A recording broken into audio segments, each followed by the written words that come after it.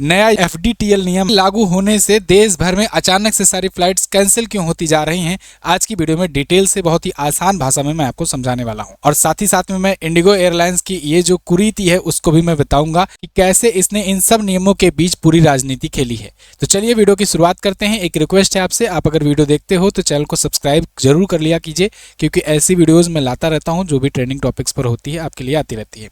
आप आज के टाइम पर देखोगे देश भर में इसी बात पर चर्चा हो रही है, 1200 से ज़्यादा फ्लाइट्स कैंसिल हो चुकी हैं और ना जाने कितने फ्लाइट्स डिले हो गई हैं। बिल्कुल टाइम रूटीन बिल्कुल बिगड़ गया है।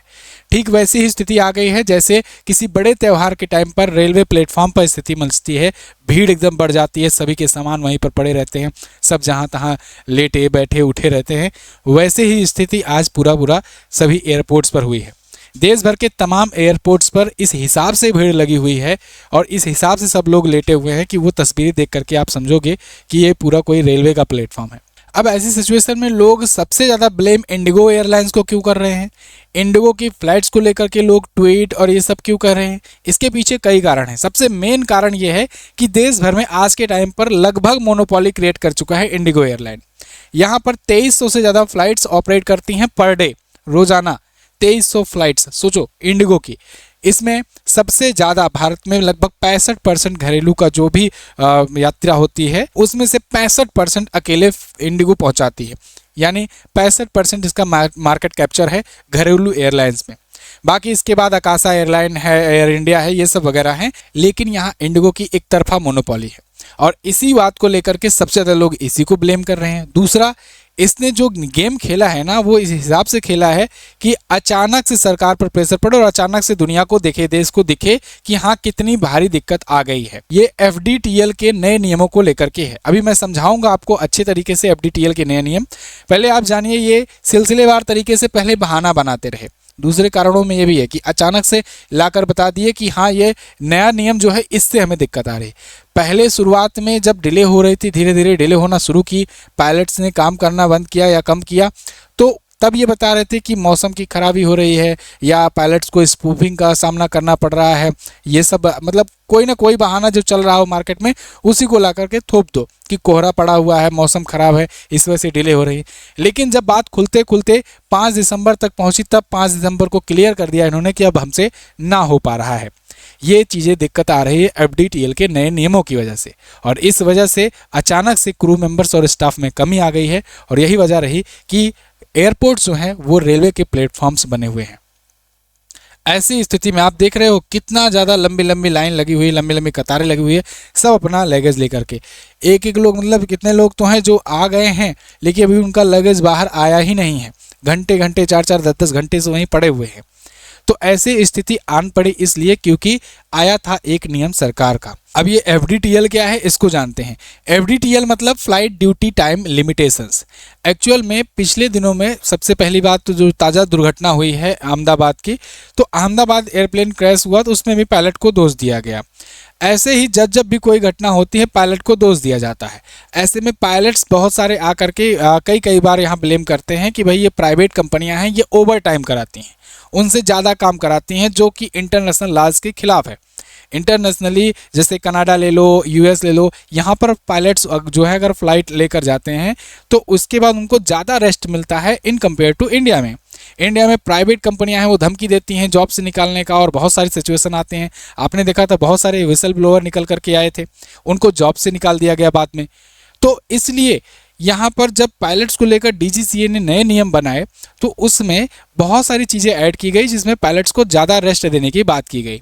वही FDTL यानी कि फ्लाइट ड्यूटी टाइम लिमिटेशंस है जो लागू करने को कहा गया था।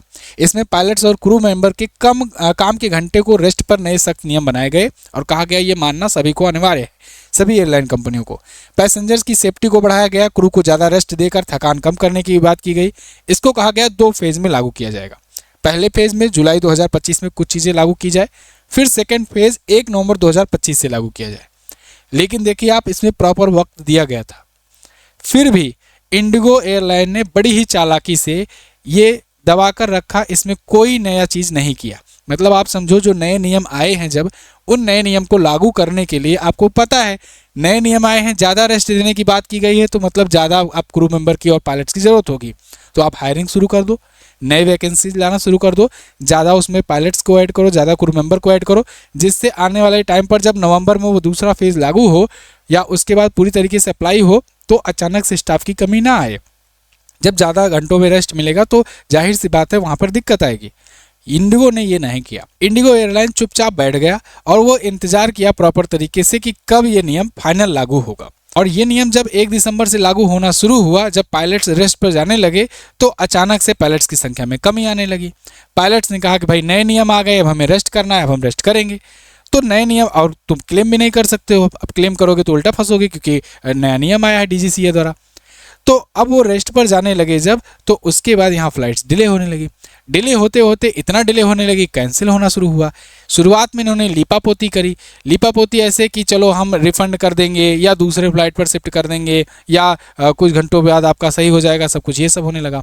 जब पब्लिक हल्ला मचाने लगी तो इनको जो स्टाफ मेंबर है, क्रू मेंबर हैं, वो जो होते हैं एयरपोर्ट वगैरह पर, वो सब मिसबिहेव करने लगे। अब उसकी लोग वीडियो बना बना कर सोशल मीडिया पर डालने लगे कि देखो मिसबिहेव कर रहे हैं ये लोग एक तो, और दूसरी बात कि ये लोग लगातार डिले कर रहे हैं, कैंसिल कर रहे हैं, हमको इमरजेंसी में जाना है, शादियों का सीज़न चल रहा है, बहुत सारी चीज़ें हैं, बहुत सारे लोगों का बिजनेस के लिए जाना होता है, वो सब कैंसिल हो रहा था। तो ये सब लेकर के अब यहाँ कुल मिलाकर भूचाल मचा। देखिए नए नियम में क्या क्या बदलाव किए गए थे इसको देख लेते हैं। नाइट ड्यूटी में लैंडिंग्स 6 से घट करके 2 कर दिया गया कि नाइट ड्यूटी में कम लैंडिंग हो। वीकली रेस्ट 36 घंटे के बजाय बढ़ा करके 48 घंटे कर दिया गया कि 48 घंटे सप्ताह में कम से कम रेस्ट होना ही चाहिए, 2 लगातार वाला। नाइट फ्लाइट टाइम 8 घंटे मैक्सिमम कर दिया गया। वीकली रेस्ट बढ़ाया गया, लीव और रेस्ट अलग अलग किया गया। क्रू को 24 घंटे में कम से कम 10 घंटे का रेस्ट देने को बात की गई। अब इंडिगो चूंकि ज़्यादातर मतलब 60 to 65% ये अकेले मार्केट शेयर कैप्चर करती है, इस वजह से इसको ज़्यादा प्रॉब्लम हुई। बाकी ये नियम तो सबके लिए है। अब देखिए ये सब नियम के बाद से फिर संकट बढ़ने शुरू हो गए। यहाँ कहा गया कि साप्ताहिक आराम 7 दिन काम करने के बाद लगातार 48 घंटे का मतलब 2 दिन पूरा छुट्टी। रात में देखिए नाइट ड्यूटी जिनकी थी तो उनको सुबह 5 तक पहले हुआ करती थी, अब रात 12 से सुबह 6 बजे तक शिफ्ट कर दिया गया। नाइट लैंडिंग पर लिमिट लगाई गई कि 6 लैंडिंग तक करते करते पहले, अब सिर्फ 2 लैंडिंग की इजाज़त है रात में। लगातार 2 रातों से ज़्यादा ड्यूटी नहीं लग सकती है। प्री फ्लाइट और पोस्ट फ्लाइट में अतिरिक्त 1 घंटे, मतलब कि अगर एक्स्ट्रा काम करा रहे हो तो एक्स्ट्रा केवल 1 घंटे या पहले उसके 1 घंटे ही बुला सकते हो, इससे ज़्यादा नहीं। ओवर टाइम बहुत ज़्यादा नहीं करा सकते हो। लंबी उड़ानों के बाद रेस्ट, क्योंकि भाई देखो क्या है ना, जो पायलट है अगर वो रेस्ट नहीं पाएगा, मेंटली उसका अच्छे से तैयार नहीं रहेगा, वो बाकी की आईटी कंपनियों की जॉब की तरह समझ लोगे, तो जा करके कहीं क्रैश कर देगा। जितने पैसेंजर हैं सभी एक साथ चले जाएंगे, क्योंकि इसमें 0% वो होता है, मतलब ना के बराबर बचने का चांस होता है। अभी अहमदाबाद प्लेन क्रैश में आपने देखा कि पता नहीं कैसे संयोग था कि एक व्यक्ति बच गया और बाकी सब चले गए। तो ऐसे में, और उसके बाद इंसल्ट भी होता है, लंबा और खर्च बढ़ जाता है कि इंक्वायरी होना, बहुत सारी चीज़ें होना, इसके बाद करोड़ का वो देना पड़ता है। तो इसलिए जो है इसको लेकर के बहुत ज़्यादा सेफ्टी बरतनी पड़ती है। तो पायलट का स्वस्थ होना और तंदुरुस्त होना ये बहुत ज़रूरी है। लेकिन अभी पिछले कुछ सालों से शिकायतें आ रही हैं कि ये जो प्राइवेट कंपनियां हैं ये अपना मुनाफा बनाने के लिए ये ओवर टाइम बहुत ज़्यादा कराने लगी हैं। बहुत सारे विसल ब्लोअर निकल करके आने लगे और उन्होंने बताया, शिकायतें करी और नतीजा उनको ये मिला कि उनको नौकरी से निकाल दिया गया है ना। आपने देखा होगा गौरव तनेजा नाम के एक अभी यूट्यूबर हैं फ्लाइंग बीस्ट के नाम से, वो भी पहले एयर एशिया में चलाया करते थे, फ्लाइट पायलट थे। जब उन्होंने विसल ब्लोइंग का काम किया तो ऊपर उन्हीं पर एक्शन ले लिया गया, उनको जॉब छुड़वा दिया गया। तो ऐसे ही जो है चलता है, बहुत सारी चीज़ें हैं, ये अंदरूनी वहाँ की कुछ शिकायतें हैं। खैर, इंडिगो अब बोल रही है कि नए रूल से क्रू की अचानक कमी आ गई और प्लानिंग में मिस कैलकुलेशन हो गया, आकर के सॉरी वगैरह बोल रहे हैं। मिस कैलकुलेशन कैसे भाई? 1 जुलाई से पहले ही तुमको बता दिया गया था कि 1 जुलाई से नया फेज शुरू हो रहा है, 1 नवंबर से अगला फेज शुरू होगा। लेकिन अब यहाँ पर जानबूझ करके ये शांत होकर के बैठा था, इंतजार में था कि कब ऐसी सिचुएशन आए और देश भर में भूचाल मचे और फिर सरकार को अपना फैसला वापस लेना पड़े। नहीं तो अगर ये करेंगे फैसला, ज़्यादा स्टाफ हायर करना पड़ेगा, ज़्यादा पायलट्स हायर करना पड़ेगा और उसके बाद ज़्यादा खर्च होगा। फिर मुनाफे में वैसे ही एयरलाइन कंपनियाँ बहुत ज़्यादा मुनाफा नहीं कमाती हैं वैसे, है ना। तो इंडिगो यही जैसे तैसे करके यही बेनिफिट में थी, प्रॉफिट में थी। बाकी जितनी एयरलाइन कंपनियां होती हैं लगभग वो घाटे में ही होती हैं, इंडिया में तो खास करके। तो यहाँ पर जो है इंडिगो ये इंतजार कर रही थी कि कब ऐसी सिचुएशन आए जानबूझ करके और कब सरकार को अपनी बात से पलटना पड़े, और हुआ भी ऐसा। अभी ताज़ा अपडेट आया है डीजीसीए के द्वारा और डीजीसीए ने कहा कि इमीडिएट इफेक्ट से हम विड्रा करते हैं ये जो भी नए नियम लाए गए हैं अभी के लिए। क्योंकि आप देखो देश भर में जितनी भी बड़ी बड़ी सिटीज़ हैं, छोटी सिटीज़ में भी जो भी एयरपोर्ट है सब एकदम ठप पड़ गए हैं, सबकी फ्लाइट्स रुक गई है, अचानक से सब कुछ ठप पड़ गया है। तो ऐसे में पूरा का पूरा जो एयरलाइन मार्केट है वो ठप पड़ गया है, इसलिए अब डीजीसीए को बैकफुट पर आना पड़ा। अपोजिशन इस पर सवाल उठाने लगी है। अपोजिशन का भी कहना गलत नहीं है कि सरकार जो है यहाँ पर कुछ इस हिसाब से यहाँ सिचुएशन क्रिएट कर दी है कि मात्र एक ही दो कंपनियां रह गई हैं एक एक सेक्टर में, जिससे वो मोनोपोली करने की कोशिश करती हैं। मोनोपोली मतलब कि कोई एक ही कंपनी का पूरा पूरा राज हो, वही जो चाहे वो नियम बनाए, जो चाहे वो नियम घटाए। और डुओपोली मतलब कि दो कंपनियों का राज हो। ऐसे ही यहाँ इंडिगो एयरलाइन एक तरफा यहाँ 65% अकेला मार्केट कैप्चर करके बैठा हुआ है। तो अब इंडिगो की जब नियम नहीं माना, ये बैठ गया, नियम न मानने की वजह से हाहाकार मच गया देश भर में। तो ये मोनोपोली ही है। ऐसी स्थिति आई ही क्यों? क्योंकि ऐसी स्थिति आने के पीछे बड़ा कारण रहा कि रेगुलेशंस ठीक से नहीं हुए। अब इसमें डीजीसीए की भी गलती है, गवर्नमेंट की भी गलती है कि सही से अगर रेगुलेशन किया गया होता और सही तरीके से इस हिसाब से कंपटीशन बनाया गया होता तो इस हिसाब से मोनोपोली न क्रिएट हुई होती। तो यहाँ पर अब आपकी क्या राय है, आप इस पर क्या कहना चाहते हो कमेंट करके बताइएगा। मैंने अपने हिसाब से पूरा कोशिश किया है आपको एफडीटीएल समझाने का, साथ ही साथ ये जो सिचुएशन है इसको समझाने का। आपको कैसी लगी है वीडियो कमेंट करके ज़रूर बताना। जाने से पहले एक रिक्वेस्ट है, यहाँ तक देखते आए हो तो चैनल को सब्सक्राइब जरूर करके आना, जिससे आने वाली वीडियोज़ का नोटिफिकेशन आप तक पहुँचता रहे।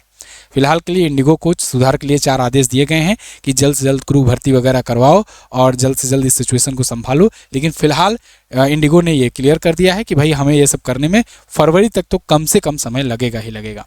तो मतलब जो अभी ये अनिश्चितता बनी हुई है ये फरवरी तक बनी रहेगी। जिनको वो चाहिए रिफंड वगैरह चाहिए, जिनको कैंसिल वगैरह कराना है, फिलहाल इंडिगो के ऑफिशियल ऐप पर जा करके ही कराइएगा, तो वहाँ से आपका होगा और रिफंड भी मिलने का चांस ज़्यादा रहेगा। वरना फर्जी वेबसाइट और फर्जी इधर उधर के ऐप से जाओगे तो भटक जाओगे। खैर, इसी बीच टिकट के दाम भी बहुत ज़्यादा बढ़ गए हैं, ये तो कॉमन चीज़ें हैं, आपको जाननी ही चाहिए। अपनी ई बुक आई हुई है ब्रह्मास्त्र करंट अफेयर की वार्षिकांक, जो साल भर का कंटेंट होता है। किसी भी एग्जाम की अगर आप तैयारी कर रहे हो तो इससे बेहतर ई बुक अगर अला करके आप दिखा दोगे तो ये ई बुक मैं आपको फ्री में दे दूंगा। ये मेरा मतलब एटीट्यूड नहीं, कॉन्फिडेंस है, भरोसा है इस अपने कंटेंट पर। आप इसका सैंपल देख सकते हो, हर एक टॉपिक कवर कराया गया है। आपने अगर कोई हमारी मंथली ई बुक ली होगी तो आप जानते होगे कि हमारा कंटेंट किसी लेवल का रहता है। आप देख सकते हो, थोड़ा कुछ मैं इमेज ला करके बीच में दिखाया हुआ हूँ। लोकसभा चुनाव हो, बिहार का विधानसभा चुनाव हो, भारत के सभी राज्यों का स्टैटिक जानकारियाँ हो मैप वाइज, या फिर बजट हो जियोग्राफिकल के माध्यम से, इन्फोग्राफिक, चार्ट्स, टेबल, मैप, ये सब यूज करके आपके लिए ई बुक तैयार की जाती है। ये ई बुक पूरे वर्ष भर का, साल भर का कंटेंट मात्र आपको 99 में मिल रहा है और ये आपको मिल रहा है एमजेटी ऐप पर। फटाफट से जाइए एमजेटी ऐप पर और ई बुक सेक्शन में जाकर इसको परचेज कीजिए।